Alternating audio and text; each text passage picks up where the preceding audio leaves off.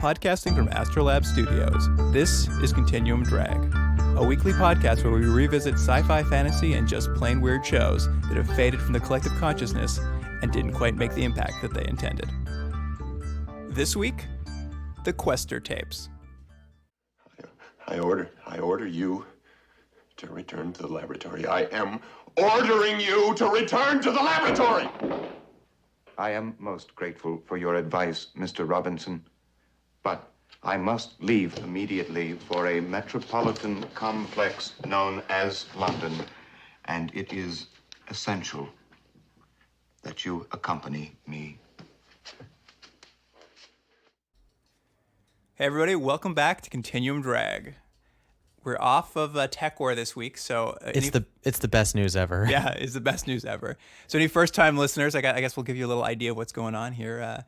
Jordan and we watch old television sci-fi series and kind of see why they didn't take off, or if maybe they were unjustly treated at the time.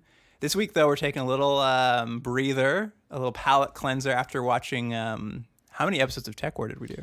Oh, I actually think we watched 13 episodes, but in Tech World time, that it was about the equivalent of watching, I don't know, 30, 40. Yeah, how many years episodes. Off your life? Yeah, that's the best way I think to measure it, is how many years off your life. It was. Anyways, we don't need to go into Tech War anymore, but I'm happy to have that passed. You know. I hear you. Yeah. This week we're watching a TV movie. Yeah. By Gene Roddenberry called The Questor Tapes. Which I actually forgot it was Gene Roddenberry until I started watching it. Oh, really? Yeah, because the first note I made was, oh, it's Gene Roddenberry? This is going to be terrible. Well, I wouldn't go that far. I had a good time, but we'll get into it as we go. What did you know about the Questor Tapes coming in? Obviously, you had even forgotten Gene Roddenberry. Yeah, I knew very, very little. I think when we originally started looking at some series, I had done the most basic research into the show and had seen, that it was a TV movie that was initially meant to be a series and never took off. That's pretty much all I knew about it, and that it may or may not have had a robot. Right. I mean, I don't think anyone had a robot, but I basically knew the same things. Roddenberry, failed pilot. I thought it might have been based on a book. That's not true, I found out. No, the other way around. I looked into it. Oh, really? Yeah, they ended up after this. Someone wrote a book based on the same plot, but expanded the story. So it's one of those weird times where the book was written afterwards. Crazy. Yeah. All right. Before we get into actually talking about the episode, I just wanted to, as I did before, and I'll probably do again, I wanted to give us a little background to where the world was when this show came out, because it's quite old. It premiered on January 23rd, 1974. Yeah, before both of us were alive. Yeah, we have no frame of reference for that world. Mm-hmm. But kind of in the 2 months before, 2 months after, these are the highlights of what was happening in the world when people were gathering around their TV to watch Questor Tapes. Yeah, I have a feeling not too many people were gathering around, but December, a month before, The Exorcist and The Sting were released in theaters. Oh, both very good movies. They're both very good. This was kind of in the middle of the Watergate scandal. It hadn't broken yet, but while this was happening, Gerald Ford was replacing Spiro Agnew as the VP. So it's kind of in that Watergate world. I thought this was interesting, actually. In that December, too, the American Psychiatric Association had removed homosexuality from the DSM-2. So up to that point, it was still a mental illness. Just before Questor Tapes come out. It is kind of crazy when you hear certain things and how long they were still part of the institution. I think the last capital punishment in Canada was in the 1960s, which isn't the crazy part. The crazy part, it was hanging. Oh, that is crazy. Isn't it? Does it seem like something from a Western? But now it was still happening. Yeah. I'm assuming it was probably from your home province. Oh, Alberta, 100%. We were definitely hanging people out there. What else? What else did I have here? Patty Hearst was kidnapped the month after it came out. Oh, really? Yeah. And in a space sort of theme, since the show is sci-fi, the crew of Skylab had set a 84-day record of being in orbit. I'm not familiar with Skylab. I'm not super familiar with it. It was sort of a precursor, I think, to the current Apollo space station. No, the current space station. I think it was a collaborative effort. I think they eventually crashed into the ocean at some point when they were done with it. But yeah, the International Space I think it was a predecessor to that. I could be wrong. Well, any NASA experts out there or space experts? There's no way to know. No, there's no way to know. I don't have a computer right beside me that I could possibly search it. Yeah, so this kind of puts you in the world of where the Questor tapes were released. I feel like I'm in the 70s right now. It's true. It's because I'm wearing this great, I don't know, afro. What did you wear in the 70s? Yeah, you're wearing a lot of tassels on your jacket and a lot of oranges and browns. I do wear a lot of oranges and browns, don't I? I'm like a autumn tree. Yeah, you're an autumn. I'm a summer. All right. So here is the summary for the Questor tapes from IMDb. Project Questor is the brainchild of the genius Dr. Vaskolov, who developed plans to build an android superhuman. Although he has disappeared and half of the programming tape was erased in an attempt to decode it, his former colleague continues the project and finally succeeds in creating Questor. However, Vaslovic seems to have installed a secret program in Questor's brain. He flees and starts a search for Vaslovic. Since half his knowledge is missing, he needs the help of Jerry Robinson, who is now suspected of having stolen the robot. It's a very convoluted plot. Oh, really? I thought it was refreshingly straightforward. It's a straightforward plot of a robot needs to find its maker, but in terms of how the robot works with a bunch of tapes, there's one tape that's not working, so they make another tape, and all. I was just like, guys, just get to it. Like, you didn't feel like that? The technology is a bit crazy. Like, it's like tape decks. It's not even tape decks. It's like... Oh, yeah. No, this is when programs were on reel-to-reel. Yeah. I mean, we'll get into this in a second, but, like, the entire lab where he's built in has just giant 70s computers. I know. It looks like an old, like, recording studio. Reel-to-reel tapes. I mean, I loved it. I mean, this actually goes into what I was going to say. Is it starts off with this, like, 70s score with this opening title sequence. Oh, let me just say, maybe my favorite thing in the movie was the music, which actually, we should just take a moment and just listen to some of that music. Here you go.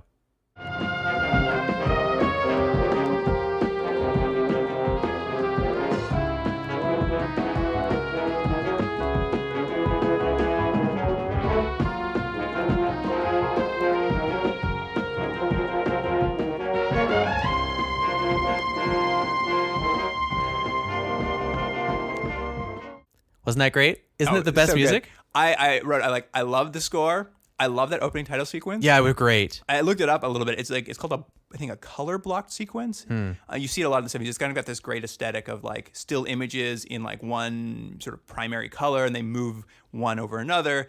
The guy who did it actually, George, they called him George Delato, but he also went by Attila Delato. Also did the credit sequence for the Andromeda Strain. Oh, which is also like one of the best title sequences. Right. So I actually had a cool title sequence guy, and like that it kicks the movie off. Like I love the 70s aesthetic of that kind of look, and even like sci-fi movies. Like I like the tech I agree of the with 70s. You. So I came in pretty hot on this movie. I'm like, oh, this is going to be a lot of fun. But yeah, we basically and then the movie started.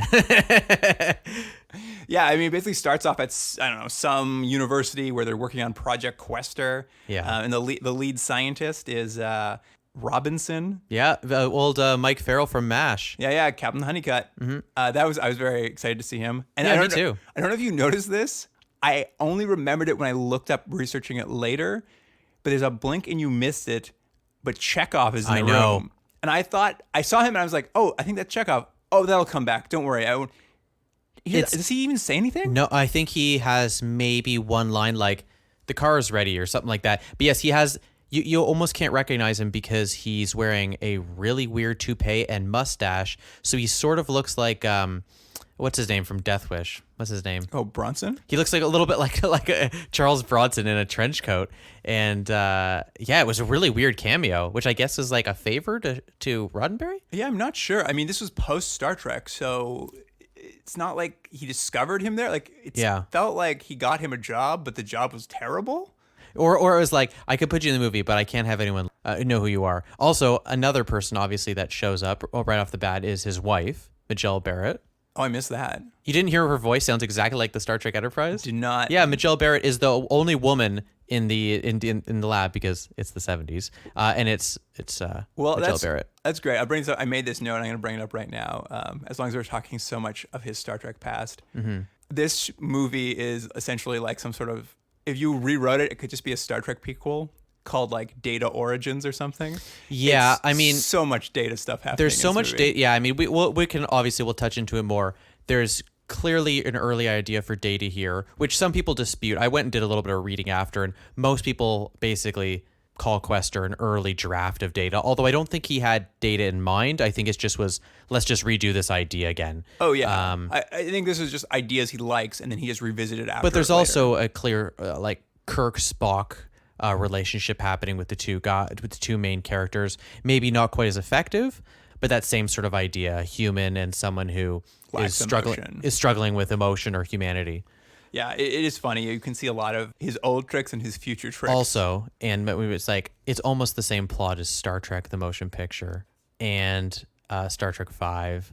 And a lot of classic Roddenberry themes are in this, not always executed to the most effective way. I mean, it definitely has his core theme of just like a sense that humanity is essentially good, and that like we should, like, it's got that really hopeful theme to it that he can't. All his work sort of has that. But yeah, you're sort of in this lab. We get introduced to the robot on this slab, who is the funniest thing I've ever. You know what it looked like? Stretch Armstrong. Oh, so you said no. I thought it looked just like Robin Williams in Centennial Man. Do you remember that really bad movie? That's fair. Yeah, it's an actor like. That's maybe my feelings on this movie. It started really strong, the music, and you're like, yes, I'm in. And then you see the robot, and you're like, this is so hilarious. Because for anyone who hasn't seen it, the robot does kind of look like... He's like a blob of plasticine in man form. But what's great about it is he doesn't have really many features. His nose is kind of just a bump. He's got bumps for ears. But there's eyelashes. Because, like they molded him out of clay, a vague human shape. But they're still an actor under it, so his eyes are like... Yeah. But he looks great, and he's sort of in a Christ-like position in his stretcher. That's true. I mean, very appropriate for the movie, I guess. I'm not sure if it's on purpose, but could be. I was thinking when I first watched it, I thought, wouldn't this be great if this took place in the same universe as Tech War, and this was just the beginning of the building the robots, and at the end it becomes a winger?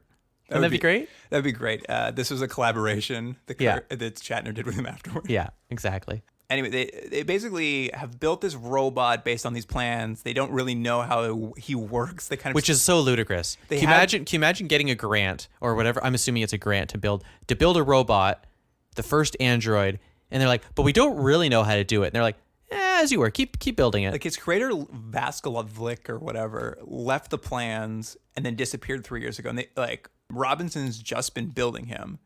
And they basically, his brain is on these tapes, hence the Questor tapes. They were given an IKEA piece of furniture, but the manual went away. Yeah. And now they're trying to figure out without the manual. Yeah. And they basically have built it, and they run the tapes through his brain. And I kind of like this, is like once his brain is installed, they just stand there and nothing happens. And they're like, well, I guess it doesn't work. But really, it's just the robot's really tricky. Like the program was for the robot to pretend to be asleep. Yeah, but I like that they were all just like, didn't work. I guess that's it for the night. Like, what were they going to plan on doing tomorrow? Just a new project? They didn't. I assume they just hoped it would wake up and then they'd deal with it. Like, they don't know how it works. They built it. Yeah. So anyways, it doesn't work. And then they just go home for the night. And the robot, he's just waiting. He's just pretending to be asleep. Because he wants some privacy to do what? Oh, yeah. Well, he needs to, do some great jerky robot acting. Just jerking his arms left and right. I love that the universal acting movements for robots, from everyone from Tin Man to C-3PO to Data, everyone's just decided robots are jerky. Like, when is someone going to make a really slinky kind of robot who might also be like a jazz dancer?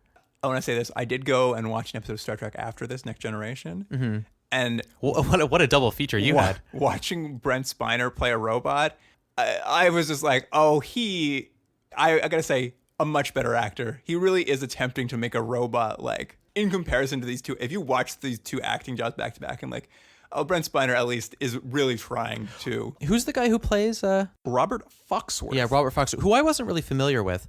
As soon as he starts talking, which he will, I thought, I don't know if I'm going to be able to get through this movie because he talks in a robot voice like this constantly. And I was like, I'm not going to be able to watch and listen to this because he's the only character talking at this point. I think the direction was for him to be very robotic at the start. Yes, and then, spoiler, as time goes on, he gets a little less robotic. But, man, is it painful at first. Anyways, but we're jumping ahead. Robert Foxworth, I'll give you some fun trivia about him. Sure, go ahead. To this day, still playing robots.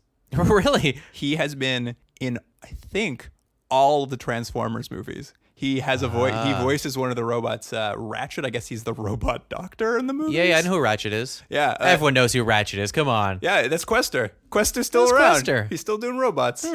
But yeah, this part is great because he now chooses what he's going to look like. He like boots up after every at night. He sort of turns the computers on and he's he like, boots up the cosmetology app. Yeah. Oh, and wasn't this was one of the greatest technologies ever, which what they basically have is a steaming iron of some sort that you press to your skin, or the robot presses to his skin, and when he pulls it off, it's the shape that he has chosen. It's molded. I thought he's like 3D printing body parts. Like that's what it looks now, like. When he put the ear on, the first thing he does is an ear and pulls it off, and you think, oh, he can do any body part. What was the next thing you thought of? Oh, are you thinking just of a dick? Yeah. Didn't you? Ear to dick. Yeah. Well, I just thought, he's got to pick what it looks like. I steaming weirdly it on. hadn't considered that. No, you hadn't just considered this it? second. Well, because he goes through and it's a pretty great classic some science fiction scene. Great. Actually, I know it's low budget and they do the rest. This is an amazing transformation. No, it looks pretty good. Like the actors, they're slowly basically just taking pieces of the plasticine they put on the actor's face, so he's slowly emerging as he chooses different things. When he puts his hair on, it's like a reverse vacuum. That was my favorite part. He sticks this like weird steamy looking vacuum on it and he just pulls it alongside his head, and now he has this like carpet of hair. He's got like a 1970s curly hair, which that's my favorite thing about it. They actually drop a line about how he's decided his skin tone had like imperfections like moles and stuff because of the 70s and actors look like normal human beings. But what's funny is I like that the robot chose to look like a somewhat frumpy late 30s-year-old guy. Like he could have looked like anyone. He could have looked like a big muscular Adonis, but he's like, no, I don't know, just kind of some like dude wearing a leisure suit. There is actually later when the government's searching for him, there's a line where they actually say they're looking at how he made him look, and they note that he gave himself medium fair skin tone, and the guy refers, so he appears normal. It's a great. He says it to an Asian guy too. He's like, so he appears normal, not like you. Not like you. Yeah. I mean, I guess to be fair, he could have also chosen blue skin, so maybe that's what they were thinking. Yeah. Well, I mean, but it did seem very like this, like very problematic 70s viewpoint. But no, let me ask you a weird thing. He's right after the scene. He's wearing clothing too. So did he steam on some clothing? Oh, you see him. He goes to the lockers the scientist had. Does he? And one of them left without their clothes. Like he's literally taking I the clothes. I didn't remember that. I was watching him. I was like, why did that one guy leave his clothes in the locker when he left today? At the end of the day, that's weird. Convenience mostly for the plot. But I made a few notes. Like this comes up over the episode. But they kind of talk about like how he works and like just some great faux science stuff. Yeah. Like I believe his brain they run the tape programming into is a brain case bionic plasma. I don't know what that means. Pretty good though. That's how you build an android. His stomach is a nuclear furnace. I know. Well, that becomes a plot point later. But yeah, that seems like maybe not a great idea. The synopsis here says that it's because they tried to decode it. Some of the tapes are damaged. In other parts of the show, they seem to imply that his creator removed some of them, and then later they seem to imply that it's just gone. Some of the tapes are gone. They don't know why. So he's missing like his emotions. Like the tapes aren't fully there. So well, they've tried filling in the pieces, but he's not entirely perfect. And knowing this was supposed to go to series, and watching this first part, I thought for sure the plot to this show, being that it's called the Questor Tapes, would be that every episode he's trying to find more of their tapes are hidden over the world and he's slowly building. Not the case. There are no more tapes. The whole show's called Questor Tapes, but it'll never come up again. I mean, we should probably talk at the end about what sort of happened to this and why it didn't become a series. And I've done a little bit of reading, but I think you're right. That probably would have made a more interesting story than the one that we get. It just seemed like such a logical step. Like he's missing tapes. The show's called Questor Tapes. I just assumed that was going to be the like driving force. Not at all. No. Anyway, Questor's alive, and he has one goal now. He needs to find his creator, Veselov or whatever his name is. And do they ever really make it clear? Because I remember thinking like, oh God, this is going to be the plot. Like it's not the most exciting plot. It is a really classic robot plot. It's like, who is my creator? Like they don't even like build, like usually that's like a philosophical idea, but this is like built into his like programming. The first thing he does when he gets up, he's like, gotta go find my creator. Yeah. What they indicate is he has to find his creator because he needs to learn something. So it's like, it's his only driving force is there's no time for any funny scenes of like him learning to enjoy a banana split or fly a kite or anything like that. No, I mean, this, like it's an hour and a half, an hour 40, this movie? Yeah. They put that into motion immediately. Like Yeah. it's just like gas the metal on, find my creator. And like there's some great stuff with him being a robot. He gets to tear apart a lot of like flimsy steel doors with his bare hands. Yeah, he's strong. He gets to escape things like that. He breaks into a library to read about his creator and look at a bunch of microfiche, which I was like, yeah, microfiche. By the way, on that scene too, I like that. Lady, he talks to the lady who's yeah, the secretary. the who walks secretary, in. and there's a couple funny things about it. One, he asks about his creator, and she's like, "Oh, I'm his assistant," but he hasn't been around for 3 years. And I remember thinking, Still on payroll. but yeah, you're still the payroll. What are you doing every day? Just walking around the library, I guess. And the second thing was she mentions later where they question her, the government, whoever it is, question her, did you talk to Questor? And she's like, well, at first he seemed a little robotic, but then he became really charming. And I thought, when did he become charming? He just stayed sounding like a robot. I know, he seemed like the most socially awkward miscreant. Yeah. But she talked to him like he was adorable the entire time. Yeah, I was he's just like, I need. What did he's like? I need a water vehicle, and she's like, oh, you're like a young Cary Grant.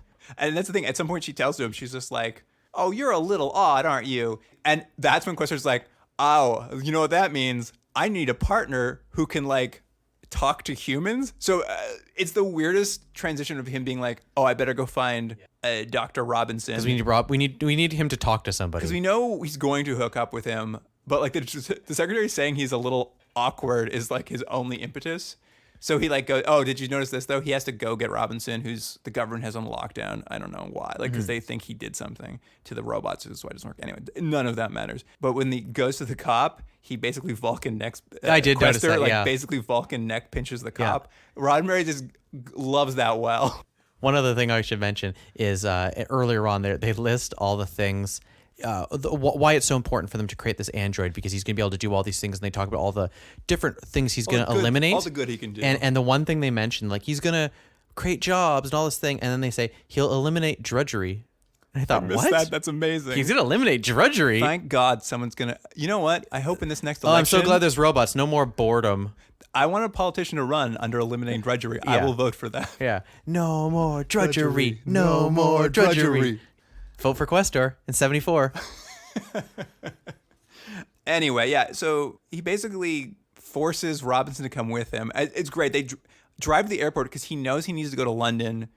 Because I guess your complaint about the plot is anytime they need to figure out what to do next, Questor just in his programming knows he needs to do this thing. Yeah, it's a real good way to get around the holes. Just like, oh, my programming says we should turn right. Okay, let's go that way. Like, Yeah, so they have to go to London, and I did like as they're sitting us at the airport, he just forces Robinson. He's like, you have to buy tickets to London. He's like, what do you mean? That's so expensive. And he's I just know like, that was Robinson's last stand. He's like, you're gonna use my credit card? Yeah, He's like, he has no problem with anything else the robot is doing, but as soon as it starts getting to card hold cash, Questor's a freeloader. He's yeah. just like, Well, also there's a funny thing. I actually watched this movie on a plane, and the funny thing was watching how different things were in the 1970s on planes. And like, I'm squished in this tiny little spot. The guy beside me spent the entire flight reading manga comics on his phone, which was weird. Unrelated. I just thought that was 2018. odd. And you're just squished. And then I'm watching this movie, and people are just walking around on the plane. They're having a drink. Everyone's just enjoying. I'm like, well, things were way better in the 70s. Not only that, There's no one on that plane to yeah, London. there's like one other There's, person, I think, and they get 2 on or without their 3. passports. Yeah, they get on with their passports. They're a little worried they won't have them when they arrive, but don't worry, Questor has a plan. Isn't it weird when they create these robots, they being writers, I don't know, when people create robots, but they have Scientists. they're always scientists. They have this great intelligence, and they know all these things. They can calculate things very quickly, but then they have these weird intellectual blind spots. Like he's like, I can calculate, the sun and the moon, blah blah, and then he's like, aquatic vehicle. I'm like, oh, he knows how to add a million things, but he doesn't know what a boat is. The word boat. Yeah. Come on. Well, he does that too with, he kept saying the word specie. Oh, really? When referencing money, he kept calling it specie, and I had to Google it. I'm like, what is this term? And it's really, this is like an ancient term for money. So this is even like a robot using like aquatic vehicle. Well, it's probably because they took like ancient Egyptian tapes and put that in him to seems like- to yeah. fix the holes. I think it was Roman or something. I'm just like, what? I've never heard anyone use that term for money before. Like currency. There's a million words. They went with specie. He keeps saying it. There were also some moments that could have been pretty funny and had some lighthearted moments. There's really none in this movie. It's not free of drudgery. It's not boring, and it's not dour or anything, but it's not, there's no like real funny little moments, I did think. I mean, there's not jokes. Hunnicutt from MASH, though, like Robin, who plays Robinson, like he brings a lot of lightheartedness to it. Like they cast him very well. But they don't have any like fish out of water scenes with no, Questor. there's no jokes. Like any humor or lightheartedness he's bringing is the actor himself, is just because he's so likable and like kind of sees the absurdity, I guess, and like is able to play with it. But yeah, no one's written a joke into this anywhere. I mean, as we're about to see, when they get to London, there's a manhunt on it for them because they escaped from customs, blah, blah, blah, blah. Yeah, they escape from customs in the easiest way ever. They rip down another door. Well, yeah, he goes, don't worry. He tells Robinson, don't worry, I have a plan when we get there. And they get there, and immediately, because they don't have passports, they're put into security, and his plan is he just rips the door off. Yeah, so I was like, plan. oh, I guess that is a plan. But I'm like, why don't you just tell him, though? Like, don't worry, I'm just going to rip the door off. I mean, I think that's he made it sound like Questor- it was going to be something bigger and grander. I think that's always Questor's plan. I'm just going to rip a door down. Yeah. Anyway, they escape. There's a manhunt, so they do what's obvious. They just go to the local casino where... Did that scene seem very familiar to you? Oh, well, yeah. I mean, they definitely do the classic, like, and this isn't just Star Trek, but like, as soon as they get there, it's time for the robot sex talk, where the robot wants to watch people have sex because he's curious. It's like a cliche, but it's just so well. dumb. And becomes a running theme of this entire show. Well, and there's a couple shades of data, which I think why people really think it's a precursor to that is he has the line, I'm fully functional, and then also there's almost a shot for shot scene of him gambling, rolling dice, and then the dice gets switched, and he has to change the dice by squeezing it. Yeah, the dice are loaded. Like they start playing because they decide they need money because they spent all Robinsons to get there, so they play craps. And yeah, the university's not paying him too well. He's winning so much that they give him a loaded dice, and he just like, I don't think you can crush dice to reshape them, but he does. But yeah, no, you clearly can. That's what Questor did. That's that's a big part because that is very similar to an episode of Star Trek. That's what I watched. I went back because I could not remember that episode, so I went back and watched that episode, and it is funny because even in the dialogue of Questor, he keeps saying like, I will expose the cube faces to single dots. In the Star Trek episode, Data uses those exact same lines of dialogue. Right. Well, clearly the writer was doing a bit of an homage, if you will. Well, that's actually, I looked into it. The writer took his name off that Star Trek episode because it was so heavily rewritten that he didn't want to be associated with it anymore. Really? So I actually think we're seeing a direct Roddenberry influence on it. You think Roddenberry got in there and was like, I know a scene that will work?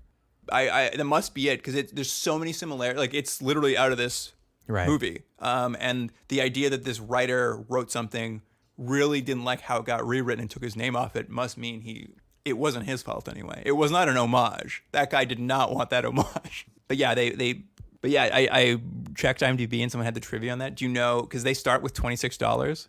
Do you know how much they've won by the end? Someone did the math. I'm going to guess 40,000.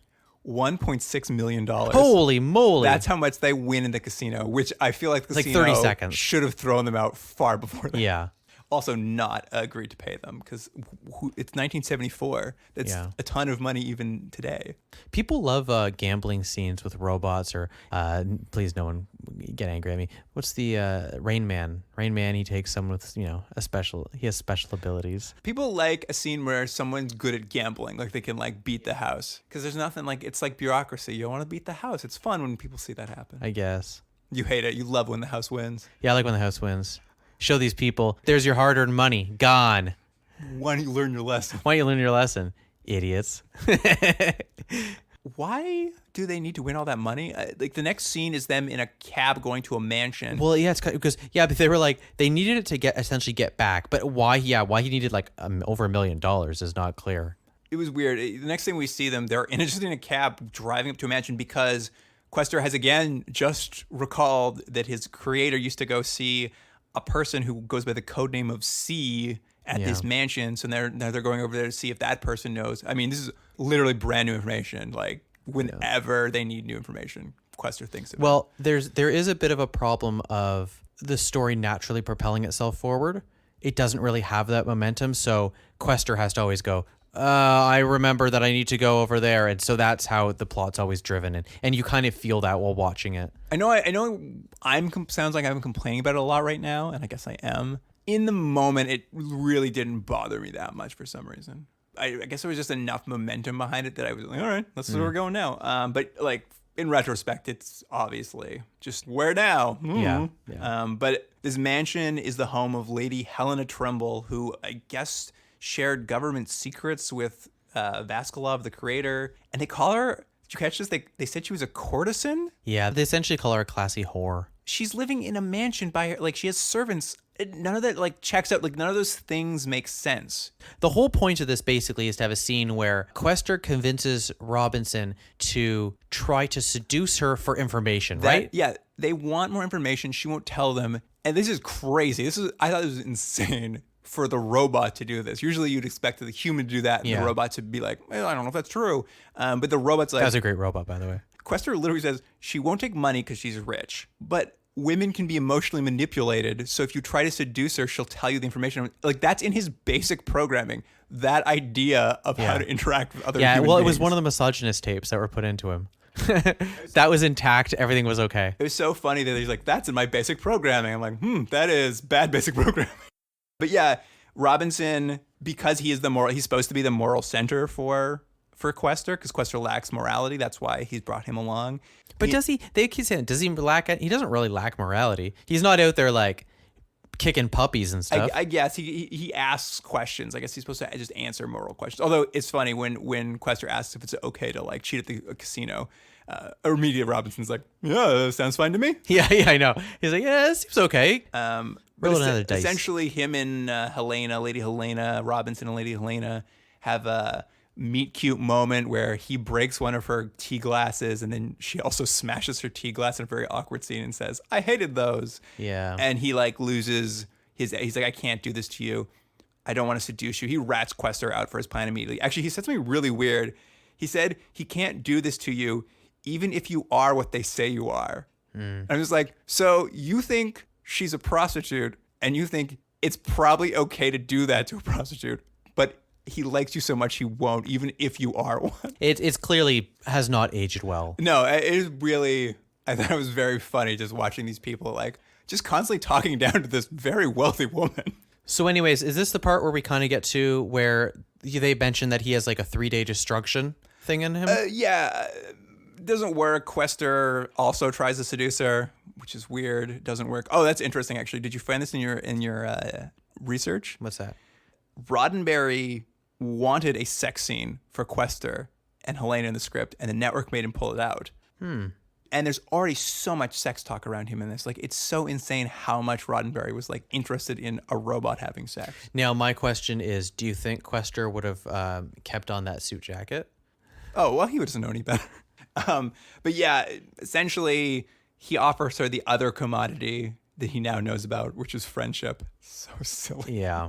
He's going to offer her friendship, to which she immediately discloses that Vassilov has this information center he's built under her, like this high-tech information center, which is crazy. It's like a room full of TVs, and it's kind of like it's 2018, like, and every webcam you can tap into, except it's 1974, and there's just like he's hidden, somehow Vassilov has hidden cameras in the Congress, in the Soviet Defense that was Ministry. weird, right? There's just a camera in a bedroom. So what's his name, Vassilov? Yeah, Vassilov. I don't know how useful all of that information was to him that he needed to, have all these cameras in places. It was like, What at this point in the show, all we kind of know is he's like a vaguely Russian name. Like obviously we're in the Cold War, and now he's like trading secrets and spying. Like you're supposed to get the sense that maybe he's a bad guy, and they use that because Robinson's actually going to call the government back in the U.S. and rat out Questor right away. Classic Robinson. Robinson's constantly ratting people out in this show. Yeah. But yeah, like they're watching all this stuff, and Questor explains like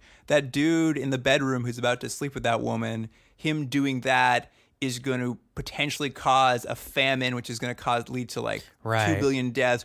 Like it seems to be what we're looking at is all this data gather, like it's big data basically. Like some of these ideas are interesting. Like if this were done in 2018, it'd be about how someone has hacked all these cameras, like Facebook can look into all your webcams, and they're taking all this data and they're figuring out what's going to happen in the future and profiting off of it. That's sort of what's implied here, but it's 1974, and I'm just like, this is a real stretch for what's going on.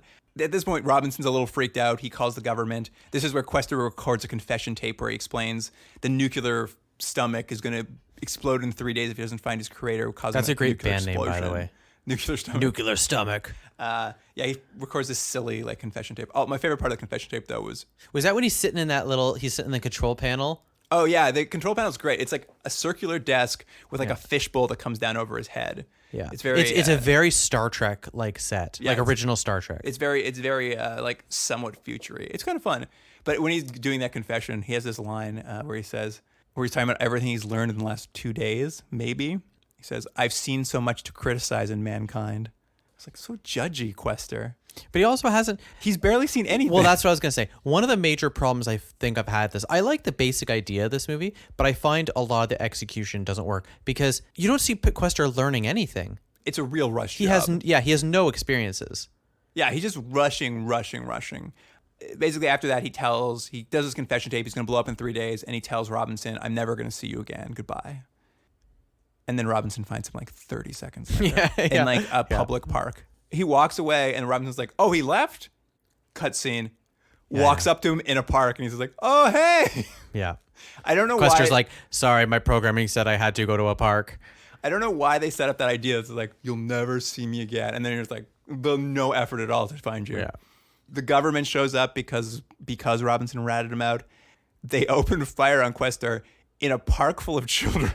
It was really funny. Like all these military show up, and it's a playground. Like they've just seen a Noah's Ark. And by the way, the military shows up remarkably fast in this every time. I think they're called like 2 or 3 times, and they show up like immediately. Well, the main military guy named Darrow owns a jet that he's personally flying everywhere. Right. It's so ridiculous. But yeah, he sees a Noah's Ark sculpture in this children's playground, which is the watercraft he's been looking for, I guess. Like it jogs his memory. And then the military opens fire on him. Children are running and screaming everywhere. It's the most violent way to take down a robot in a fire. And they have to fly him back to the U.S., where I guess your favorite kind of thing happens is they open up a robot. Yeah, I love it. They open up, they go into his gizmos. And he looks the way robots should look. He's just a bunch of wires and lights and stuff. You're like, oh yeah, that's how robots work. It's great. Yeah, it's pretty great. And he has to open them up because Questor's been shot a bunch of times and he's not functioning. They opened fire on him in a public park. He's possibly $1 billion bit of technology, and they're just like, yeah, just shoot him 1,000,000 times. To be fair, Darrow, that's the government guy who's been following them, actually told them not to shoot him, but the military is such hotheads. Don't defend Darrow. There's one thing I've always said to you. Don't defend Darrow. Oh, Darrow's a hero. Yeah. It's kind of this weird way to delay the end of the movie where he has to rebuild Questor. Yeah. Robin has to rebuild Questor. It takes like 3 minutes. Yeah. At which point, when Questor... And Questor walks him through it, which is a point that you had made in Tech War, which is Winger didn't know anything about his own technology, workings. But in this... Questor can fix himself. Questor can fix himself. He's like, no, that's my itchy spot. Don't touch that. That's the worst thing ever in a robot. He has an itchy spot. I couldn't think of anything. But he can walk Robinson through it, is what I'm saying.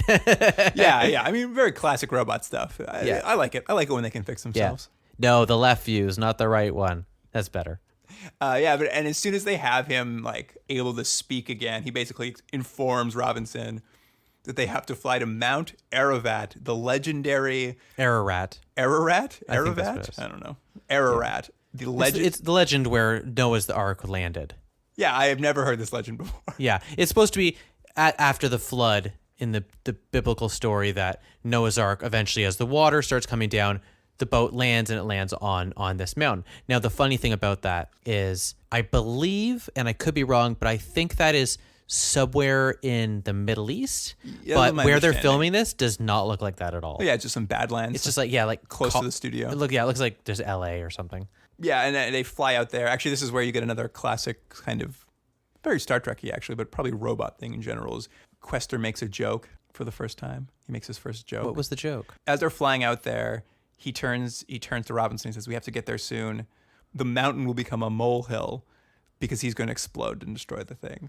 Oh. And then I'll be honest, I probably stopped paying attention. He looks at Robinson for reaction, and what I like the most is Robinson does react, and he's like, "Whoa, was that a joke?" And Robinson says, when he says, "Is that a joke?" He's like, "I don't think that automation will worry the Comedians Guild." And I mostly just wanted to know more about the Comedians Guild. Like, what's this guild? How does it work? How are their benefits? Yeah, what are the benefits? Who do you pay in the Comedians Guild? It was just there's nothing to it. It's a bad joke. Yeah. It's just the follow-up line made even less sense than the joke itself. But that basically, I guess brings them to the Middle East to this mountain with Darrow in pursuit because they've put like a tracking device or something into Questor so the military can track him. And he flies in and it's cool. Did you see his jet? Yeah. Darrow's jet was sweet. It was all right. It was this cool 70s jet. He just pops out and runs away. It was great. I loved it. Yeah, I love Darrow. Yeah, you love Darrow. They climb this mountain. Questor pushes a big rock. Yeah, that was funny. And then it opens up like a portal. There's like a holographic rock face hiding a tunnel. It's like what you've seen the Bat Cave have, like a little hologram side that you don't know. Just opens up into thing. This is, I would argue, kind of is the bookend to the very cool science-y lab at the beginning. Is now we go into a cave, a psychedelic cave. Like the cave they walk through is like they're walking through a shimmering geode. Yeah. And then they end up in this huge cave, which is like reds and blues, and it's like this like psychedelic kind of inspired cave. And like it's the best set design at the, like is at the end of this movie. Yeah, when the lights are hitting him and stuff. Yeah, like he's finding his creator and he doesn't explode because he's made it to the right place. I guess it diffuses the bomb. I don't know. Yeah. Oh yeah, we should mention, I don't know if we did. At one point he mentions he only has 3 days to do this or he'll blow up. Right. But it doesn't give the movie any sense of immediacy. Did you feel like, oh no, he better get there in time? Well, it's funny because they announced he has 3 days to live and then he gets shot and they bring him back to America to get fixed. I'm like, how many hours did you waste bringing him back? I thought the same thing. I'm like, you guys just flew him 6 hours back over there? But then they immediately say like, oh, you still have like 27 hours. Yeah. There's never really, like, even when they fix him, they're like, hey, you got like another 20 hours left. You're good. Yeah. There's not yet. There's no. Well, that's what I mean. They add this bit of tension of, oh, he's only got a certain amount of time, but then they go, don't worry about that though. Everything's fine. They should have announced it earlier in the movie. Or they should have just said, after this happens, you have 19 months to live. And he'd be like, oh, okay, well, that was weird you mentioned that. In this cave, though, they finally discover Vassilov, who's his creator. Yep. And it's kind of great. Like it looked good. It looked cool. Vassilov is laying on a metal slab suspended in the air, but going basically into infinity beyond him in the background are more metal slabs with other people laying on them. Mm-hmm. So it's Vassilov next to an empty slab, and then every slab beyond Vassilov is just like another person going basically into infinite. And they go up and they sort of discover what's been going on and why Vasilov's been gone for 3 years. It turns out he's a robot from space. Yeah, I know. They're all robots from space. I know. It's a real turn. Essentially, I guess what it is, robots crashed on Earth 200 millennia ago. Do you know how many years a millennia is? Yeah, it's a lot. I had to look it up. It's 200,000 years they've been on Earth. Holy moly. I also looked it up. That would equate to the moment Homo sapiens appeared on Earth. So the second Homo sapiens evolved, these robots crashed on Earth. Right. And I guess they say they're there to protect but not interfere with humanity, and that they're the only reason humans haven't killed each other. Except that they don't like not interfere. They're quite clearly heavily, like they talk about how their job is to help someone if they think that person will help humanity along the way, or hinder someone if they think that person is a hindrance to humanity. Like that's why he has that information booth. This is all just some giant robot guardian angel. They're playing conspiracy. God. Yeah. There haven't been a lot of robots. They apparently just make their successor every time they're going to die. Yeah. Which I just had so many questions. I'm like, how did you make a successor in the Stone Age?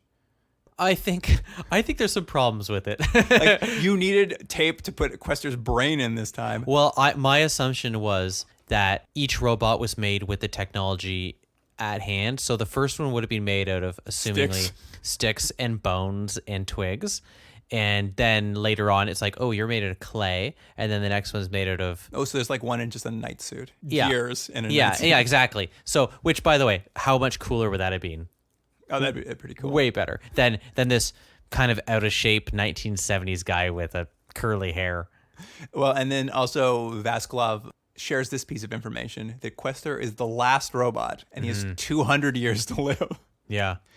Take that 3 days. It was really weird. He's the last robot because humanity is growing out of his infancy. It's as a TV show idea. Classic Roddenberry. As a TV show idea, that is such a stupid concept. Look at Doctor Who. Questor you just remake Questors. You could just make that show forever. But what you've done is you've put a time limit. You've got one robot and the show is over. Like it's not forward thinking. You got to think long term, Roddenberry. Long term. You got to keep this thing going.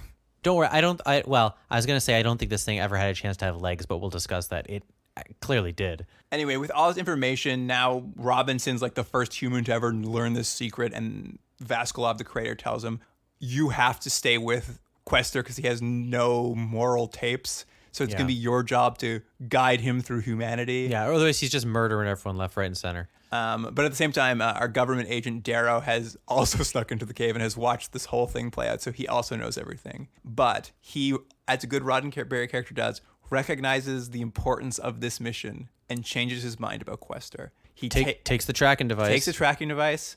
Flies away in a plane, and tells the military to blow up the tracking device. So he sacrifices himself. Yeah. So he gets them to shoot himself down. And then they're all like, yeah, fix that. Yep. Move on. Let's not ever worry about that robot again. The robot was exploded. I don't know what happened to that guy whose orders to explode him, but I assume he's fine. He's somewhere. Yeah. Don't worry. His secretary will still be working. Don't worry about that. Secretaries, that's a lifelong job.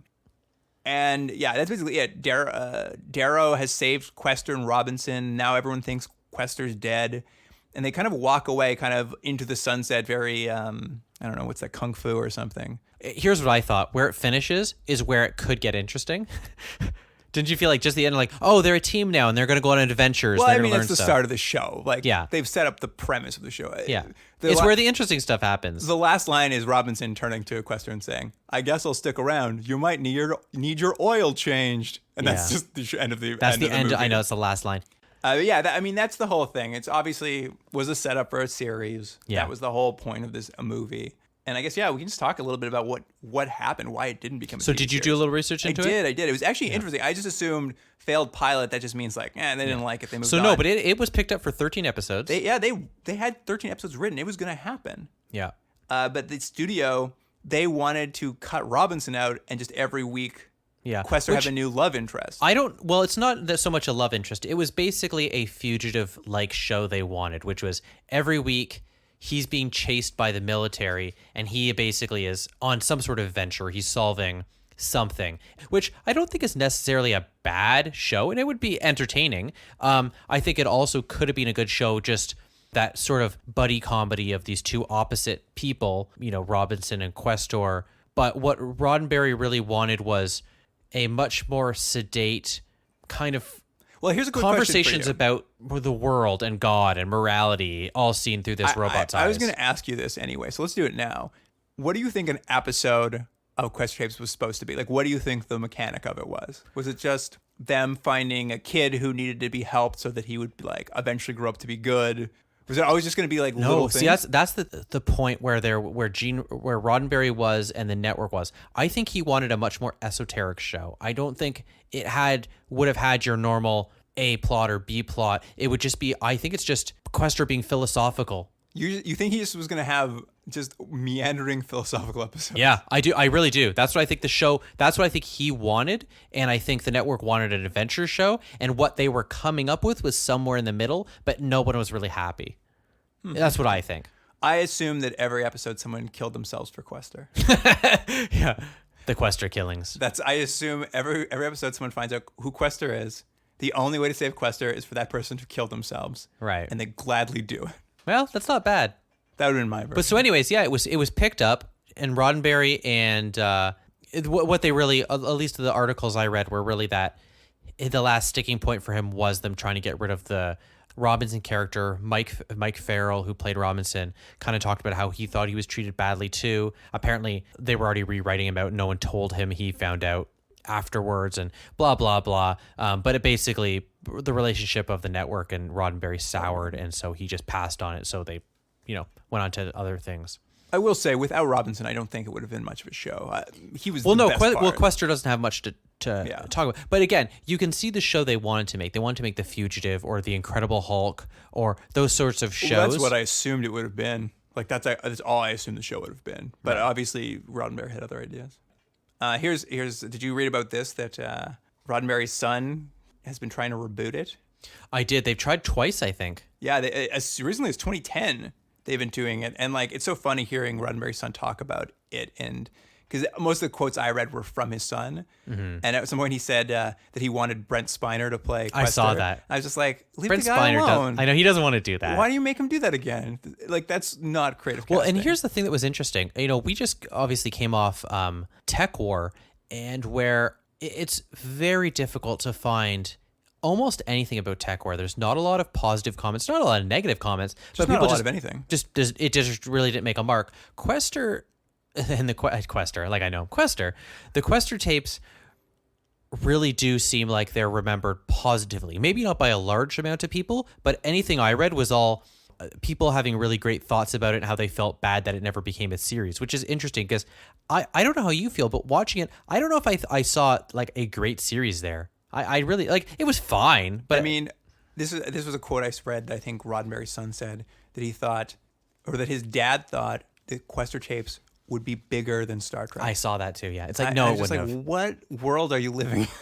What I think he really means is we're running out of properties that I can stick my dad's name on and that I can keep making a paycheck without actually doing any work myself. Right. I think that's what that translates to. I mean, it's funny actually thinking about the reboot, like looking at it through kind of a current day lens. Obviously, you do a show very differently, but there's so much mystery in that first episode that like now I think that would be the entire season. Like what happened to his creator?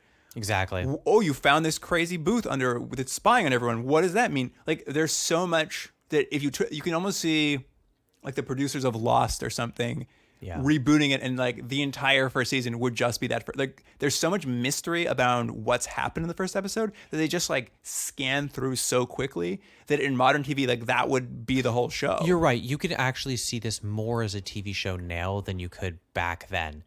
I think like you could see this as a 10 episode series. Yeah, I mean, including the disappointing payoff. But I mean, that's it. You'd finish it off. He'd find his maker, and he'd be dead, and he'd also be a robot, and then he'd have to figure out what next. Like, yeah, it's kind of interesting. It did have some cool mystery elements. And I'm like, yeah, I can see why this would attempt to be remade, but it did remind me though of a lot of Roddenberry projects that aren't Star Trek, which is there's a really interesting idea and an interesting philosophy, but the execution isn't quite there. And I think why Star Trek worked was the idea was a strong idea, but he had a lot of very talented collaborators that made it into something special and something that people connected with. And I think it's difficult to say that this would have been a similar thing, despite what Skippy Roddenberry, whatever his name is, thinks. Yeah, it was clearly the whole family still thinks highly of it, but it's definitely wasn't. They also probably felt highly of what's that Kevin Sorbo one, Andromeda. Oh yeah. Yeah, I guess that's true. I was originally thinking that like he never got another series off the air, but he ended up getting a few series off the air later in his life. So well, these are all after he died. Oh, yeah. Rest in peace. Any last thoughts on this, Jordan? Well, I don't know. Do you want to talk about what like want to rate this thing? Yeah, I was gonna say let's do our rating system. You start. I'm trying to think. I have mixed emotion. I think depending on the day, my rating will change. I'm gonna give it a solid 7. Like I had not a great by any means. It's not like something you need to run out and watch, but I had a good time. I had a really good time watching it. I did not have as good a time, but it wasn't bad. I would give it a 6.5. I think we're pretty close on this. Things that saved it for me were music. I loved it. I loved the steaming of body parts. I liked the ending. Like not the actual ending, it was kind of dumb, but the actual how it looked, it was kind of cool. And there were some things in there that I actually thought the relationship between the two characters was pretty good, but I found it kind of slow and a little bit plodding and also a little bit scattered in what it was actually trying to say and accomplish. Yeah, I mean, I thought great production design. I felt that it had a level of fun to it. There was some fun to it. Yeah, I don't know if it was that fun. I don't know. I had a good time. It had like those two jokes. Would you hear how hilarious those were? So funny. Yeah. I mean, yeah, it wasn't like laugh out loud. I guess it was campy and fun. It was no Adam Sandler movie. No Sandy Wexler. Wow, what a reference. Of all the movies, Sandy Wexler. It's his best one, right? His best one. What was that one where he was like an Israeli? Like an Israeli. Don't mess with the Zohan. Yeah. Like, did anyone see that? Probably. Someone it probably made $500 billion. Yeah, don't attack Sandler. All right, well, I think that about wraps it up for us looking at the Questor tapes. Yeah. Come back next week because we're going to do more robots. It's like all robots all the time these days. We're going to watch Beyond Westworld, the original Westworld television show. Yeah, I'm excited. Yeah, it should be pretty good.